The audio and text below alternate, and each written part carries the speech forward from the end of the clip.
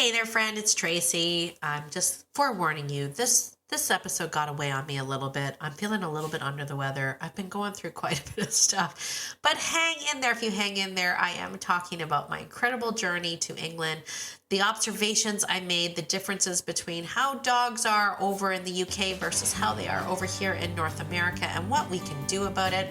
All of that, plus some other gibberish that I talked about.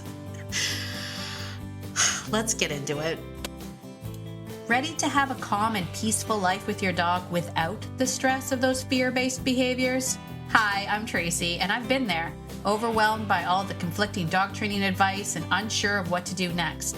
But now I help dog lovers like you simplify your life with your dog by building confidence naturally, fostering trust, and addressing those fear-based challenges. So, if you're ready, stop chopping those chicken wieners and let's get to it.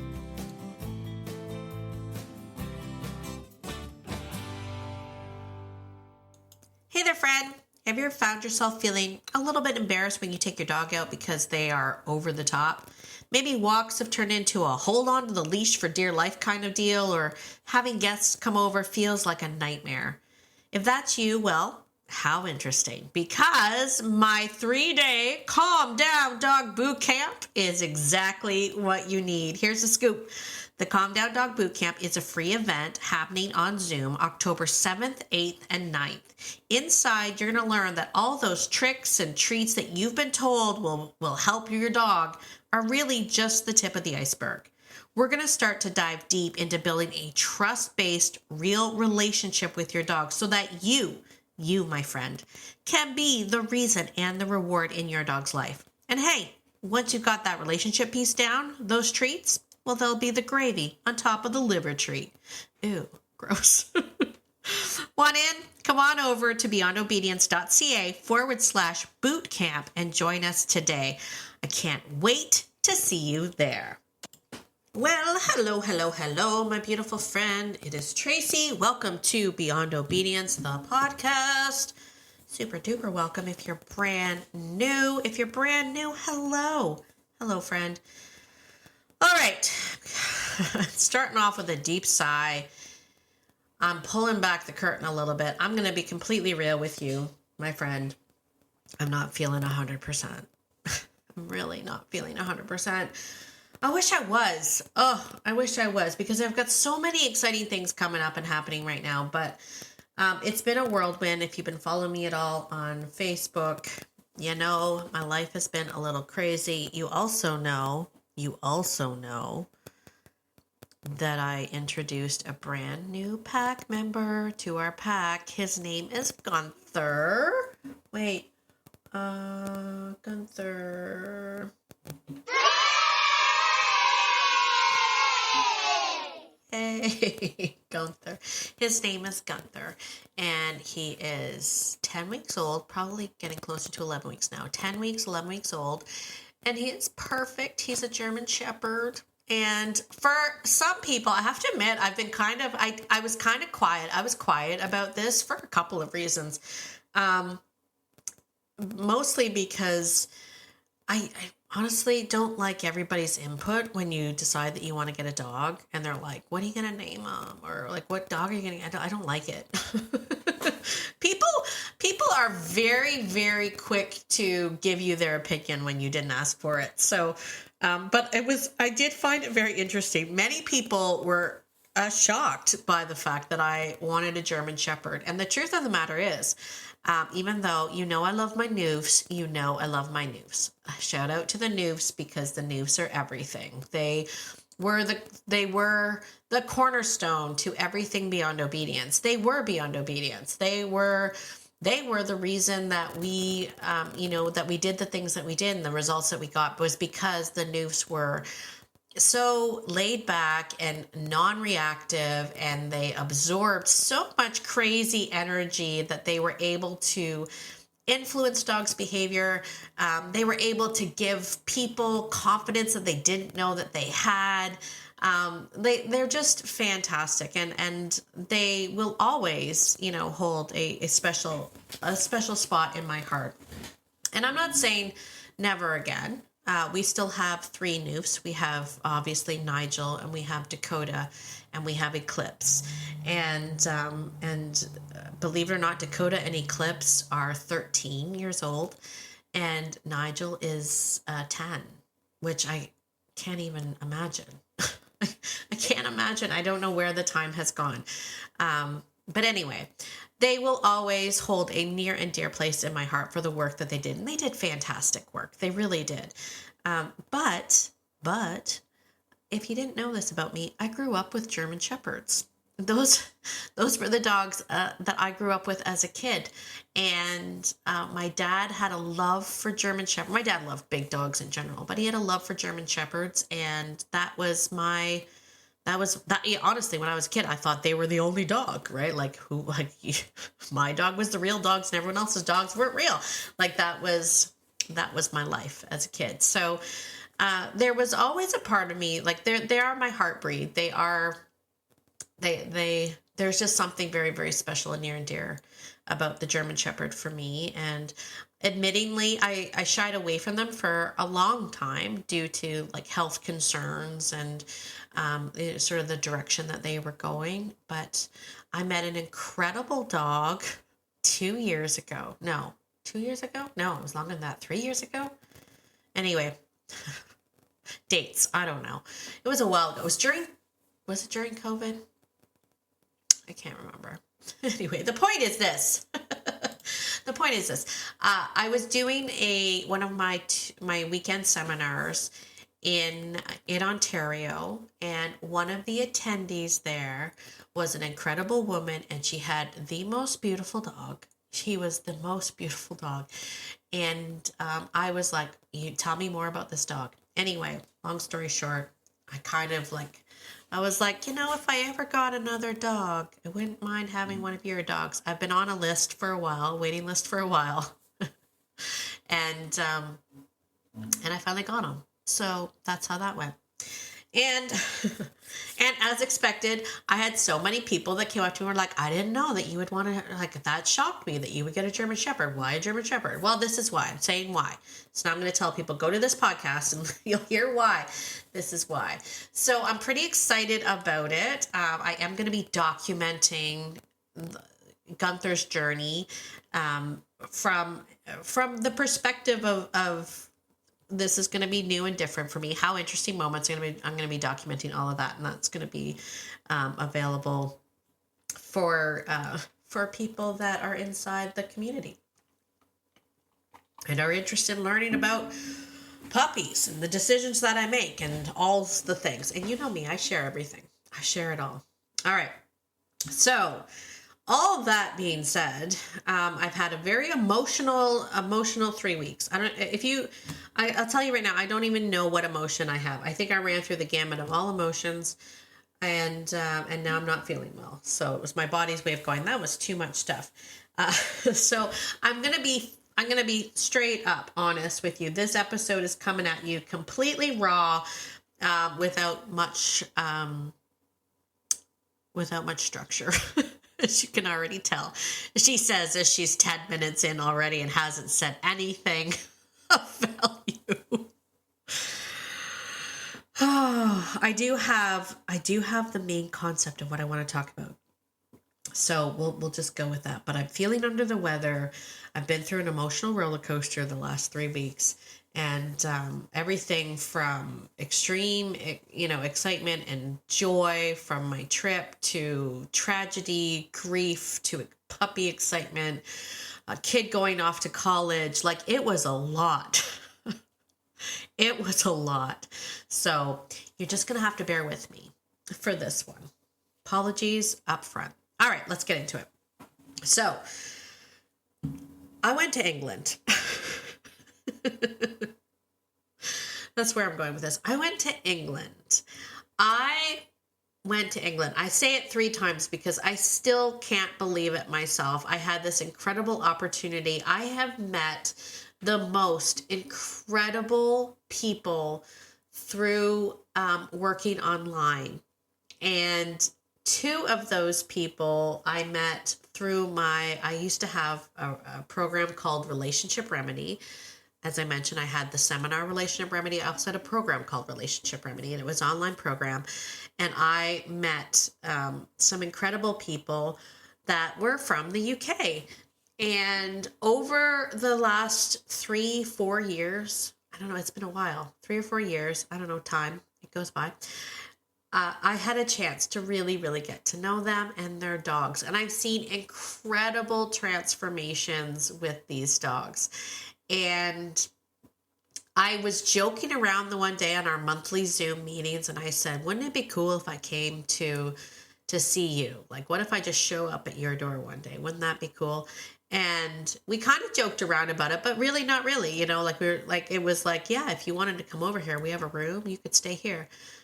Long story short, I was like, are you for real? Like, should we do this? And it was decided that we would do this. And that's what I did.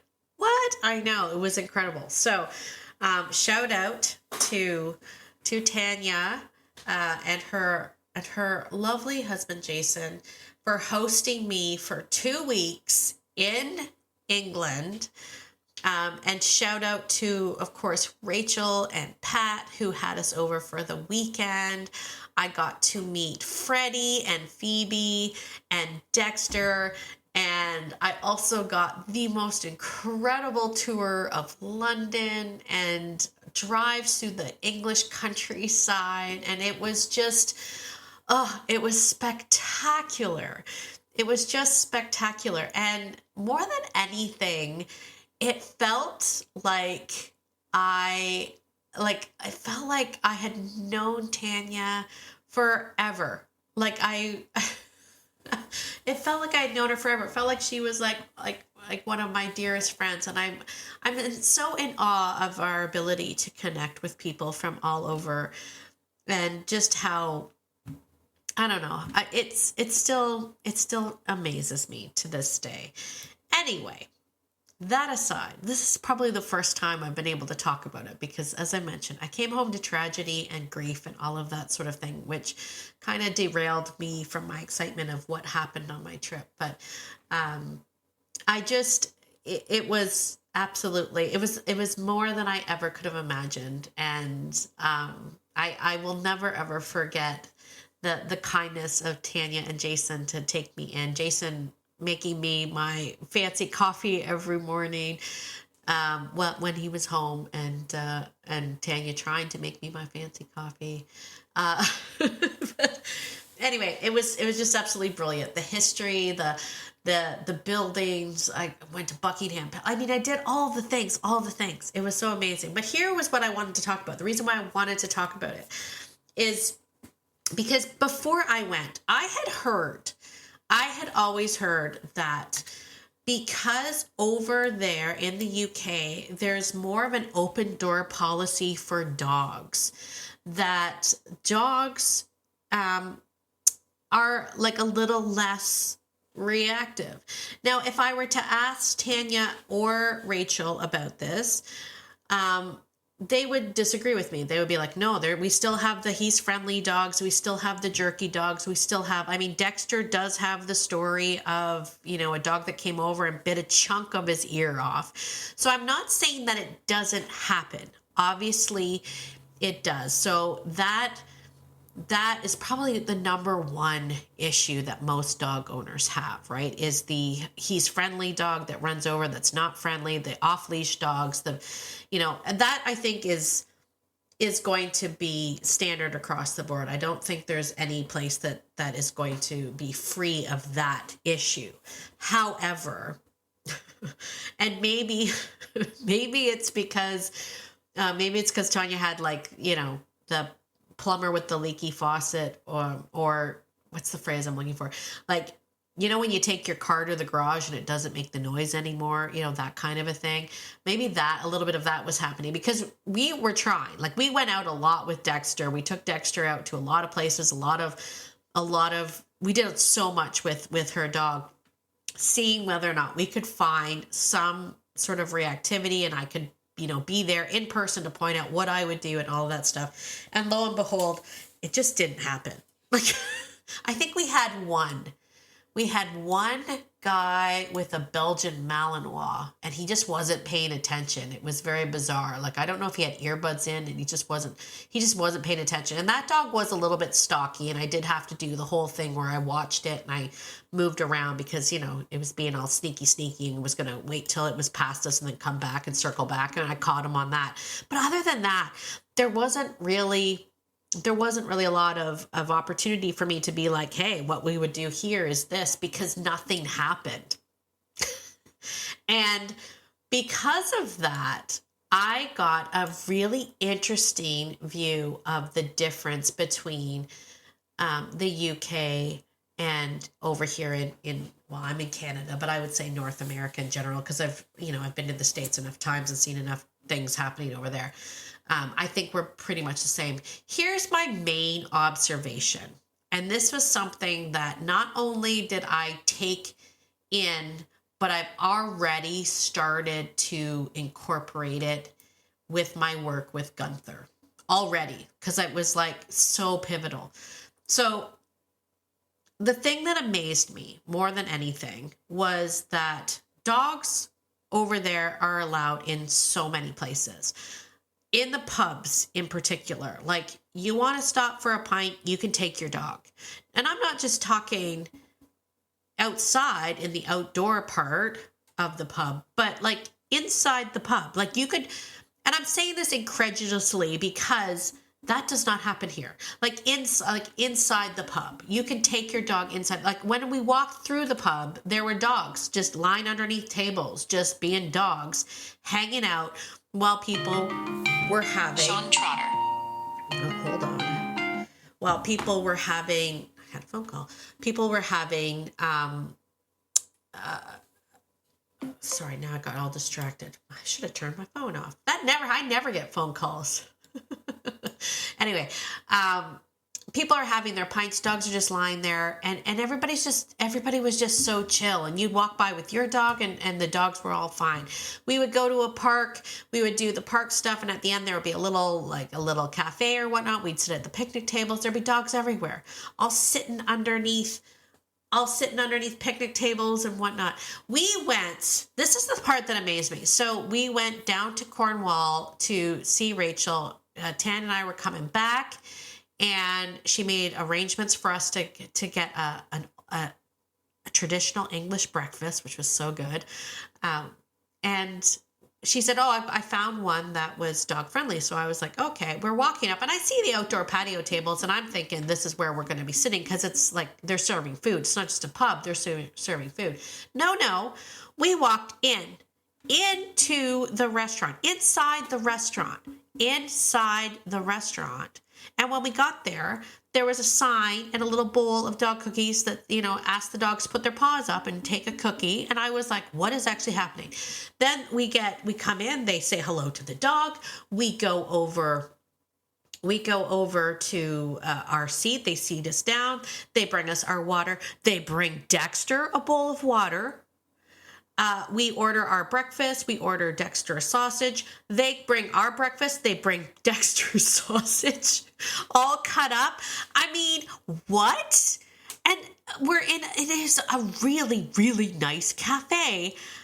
And I'm like, this is unreal. And I look over, there's another dog under the table over there. There's somebody over there enjoying their breakfast with their dog. Like, unreal. There was a family with a stroller and the baby and the dog tied to the stroller. Like, their dogs were everywhere, like everywhere. And they're just hanging out. Nobody's barking. There's nobody lunging. There's nobody doing anything. And we sat, we had a lovely breakfast. We chatted, we had tea. I mean, it was everything that I would have expected an English breakfast at an English breakfast place would be, except that the dog was allowed to be with us. And I still say it, like, I'm still shocked by it. I was blown away by it. But not only was I blown away by it, I was blown away by the fact that there were so many dogs that weren't reacting. We stop at a rest stop on our way to Cornwall to have a pee break to let Dexter out. I'm standing on the hill with Dexter while Tan went in to use the loo.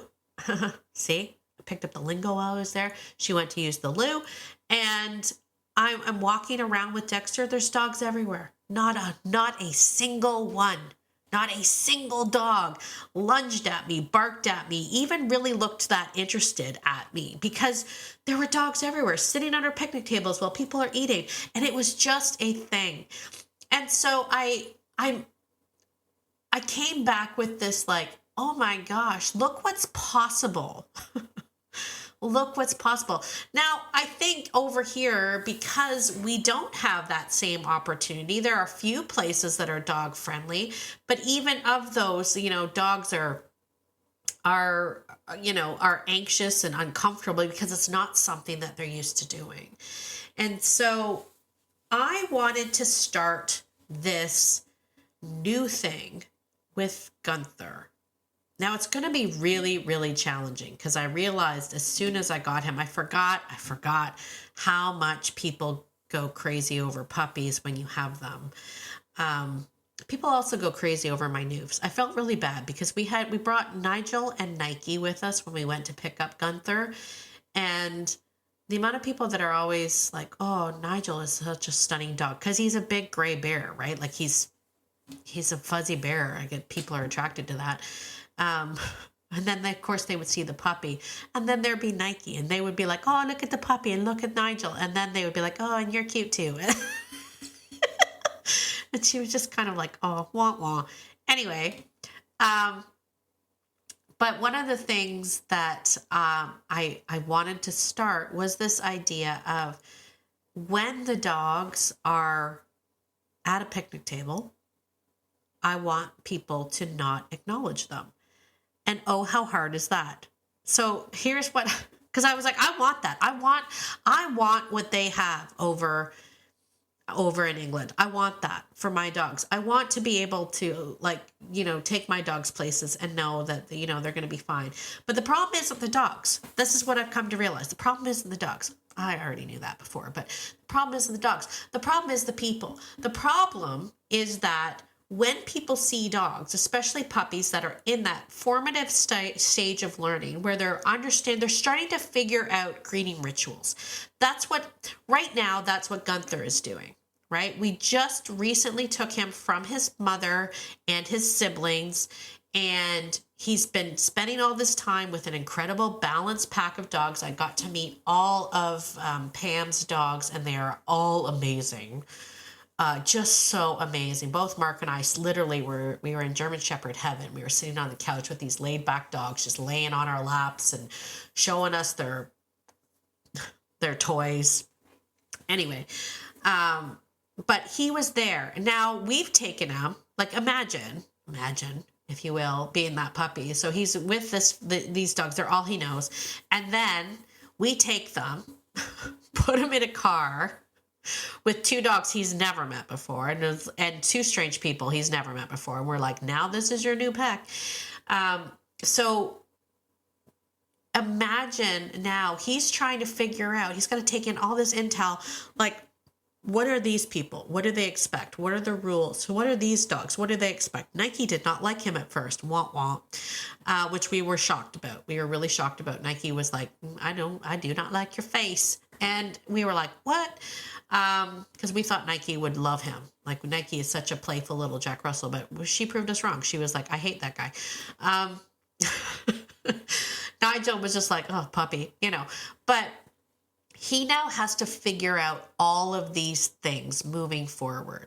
So I really want to create what I had in England with him. And the way that we do that is to talk to the people. So we went to the beach just for a little walk, because it's hard to find places to walk right now in Nova Scotia because the forests are still closed due to the extreme drought that we've had. So we went to the beach and we were coming out. Mark went to use the loo. And I was standing there with the dogs. And Gunther actually went under the table himself just to get into the shade. And of course, people walking out of the beach saw us sitting there. They saw Nigel and they went, oh, look at the dog. And they said, oh, can I pet the dog? And I was about to say, like, Yes, you may, but could you do me a favor? And before I could even get that out, they saw Gunther underneath the table and went, oh my gosh, there's a puppy. And Gunther comes running out and is all jumping up and he's all excited and all that stuff. And all I could think of is in that moment, I imagined him being, his full-size self. First of all, we always have to remember that, especially with dogs like Dobermans, German Shepherds, bully breeds, all of those dogs, when they are their full-size selves, lots of people find them scary, right? They're really cute as puppies, but some people find the breeds intimidating or whatnot. They have a bad experience with them. I don't know. So all I could imagine was if he was his full-size self, and that exact same thing happened, and he ran out from under the table and jumped up on those people, wouldn't that scare the bejesus out of them? Like, wouldn't that have? And now they just fed into it. But I had to kind of pull back a bit and be like, all right, I'm going to have to set some much quicker rules for people because I don't want that. I want my dog to think that when he is sitting with us at the picnic table, nothing else around here matters. Not my circus, not my monkeys. None of that matters. That's actually what we want for socialization. We don't want the dog to be like touching everybody and seeing everybody because people will be like, but that's good socialization. He was happy to see the people. No. It's not what he's doing right now. Right now, he's learning what does it mean to greet people. That's what he's learning. We just pulled him away from his mom and his siblings. He understands dog. He understands what it means. He understands when he's too much, because his mom will correct him. The other pack members will correct him. He understands when he plays too rough with his brother because his brother will yelp and decide not to play with him or snap back at him. He understands dog. He does not understand what it means to greet a human being. And the people that I meet, I have to be very intentional and be like, this is what you're not going to do. And I messed that up. I mean, I didn't have time. I didn't realize. I thought they were distracted by Nigel. So I was going to say, hey, here's what I want you to do. Here's what I would have wanted them to do. I would have wanted them to stand at the table and talk to me, not the dogs, looking at me, talking to me. And then I would ask them to actually walk away and stand over there. And then I would take Gunther over and we would go and talk to them. That's what I would want. That's what I would want. Not, hey, can you ask him to sit? Or, hey, can you give him a treat? I want him to understand that they are none of his business. And if I want him to meet somebody, I will take you over to them to say hello. Because how else am I going to achieve that picnic table scenario that I saw over in England if people don't understand the idea of ignoring dogs that are none of your damn business? Right? Actually, the not your circus, not your monkey should be for the people. I should be like, not your circus, not your monkey. Get out of here, people. No. But in all honesty, that's really what it came down to, because at the end of the day, I'm looking at this scenario in England and I'm going, how did they create it? How did they get it? How did they get it? Besides the fact that, they're allowed to bring the dogs in there. I think it is just that. They're allowed to bring their dogs in there. Seeing dogs in the pub wasn't a strange thing for the people over in England. It wasn't like they were like, there's a dog, and then they ran over. They were like, there's another dog, and I've got my dog, and I don't need to pet your dog because I have my dog, right? There were comments, don't get me wrong. Like, we sat down at the pub to have a drink, and someone else had this tiny little dog, and they looked over at our dog, and they were like, oh, I used to have a lab, and oh, I love labs. Like, it's not like people didn't acknowledge the dogs at all. They acknowledged the dogs to the people. And been like, that's a cute dog, or, oh, what a great dog, or what a pretty dog. They didn't necessarily be like, what a great dog, and then bend over and pet them and get the dogs all excited. That was the difference. So, I don't know, maybe I'll ask you this, friend. Do you think it's possible then? Because now that I'm saying it out loud, is it possible? Because I don't know if I can we teach more and more people to not do that to dogs? Is it possible? I'm guilty of it too. Don't get me wrong. I'm guilty of it too. Like, I see puppies and go, oh my gosh, The puppy, we can't help it. I do that to Gunther. I'm like, oh, you puppy, I can't handle. I don't know. Can we do it? Can we do it? I don't know. Let me know in the comments. If you're on Spotify, you can leave me a comment. Let me know. Do you think it's possible? Can we recreate what they have over in the UK? Is it possible? Because I guarantee you the reason why we are where we are is because of all the bad dogs. And I hated that I said bad dogs. They're not bad dogs. Because of all the bad experiences that people have had with dogs. There, that's better. Right? That's what's happened. So now we can't allow dogs in. Now we can't have dogs come through. Now we can't. And there's all these, we were talking about, my family and I were talking about it. It seems like it's a BS excuse to be like, you can't have dogs in here because of allergies, or you can't have dogs in here because of health code. You can have dogs in there because the bottom line is if it came in as a service dog, you'd have to bring them in. So it's garbage, right? It's a garbage excuse. But the reason why they don't is because they've had problems. People have complained. People felt uncomfortable having the dog there because the dog was barking, growling, lunging, whatever. It's not because of allergies. It's not because of health codes. It's because of people, having bad experiences. So can we change it? Can we change it? I want it so bad. I can't even tell you, my friend. I want it so bad. I literally spent 2 weeks being able to take dogs mostly everywhere with us. I think the only times we didn't take Dexter was when we went into London. And it was because we were taking the train and it was London and we wanted to do London. But everywhere else, we took Dex with us. We took the dog with us. It was amazing. It's so amazing. Anyway, that's it. That's all I have to say. Thank you for listening to me, because as I say, I came home and I wasn't able to share with anybody what happened when I was over in England. Special thanks to my friends Rachel and Tanya. I'm really hoping, I don't know, we'll see if they invite me back.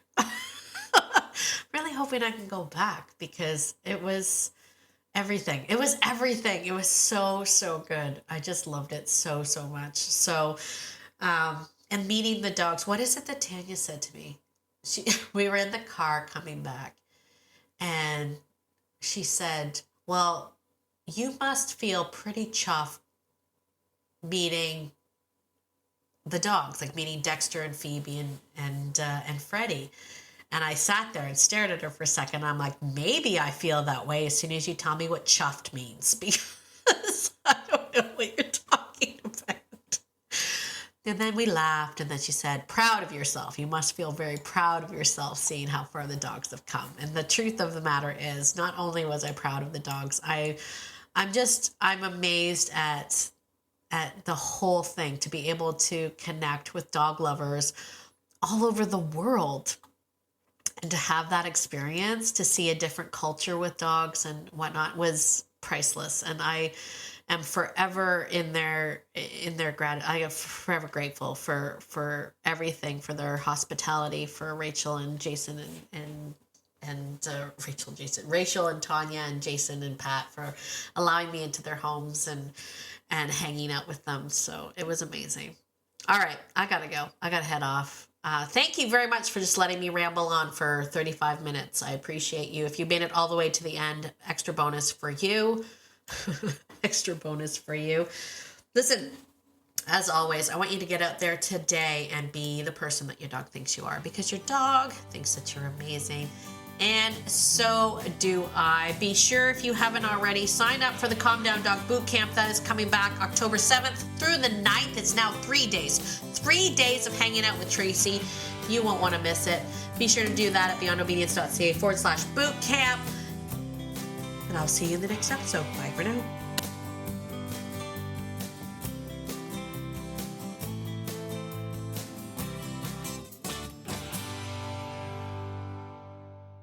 Oh, and one more thing. This podcast is meant for entertainment and education purposes only, and is not meant to replace hands-on professional training. If you're really struggling with dangerous behavior from your dog, please reach out to a professional in your area. All right, I think that's it. Bye for now.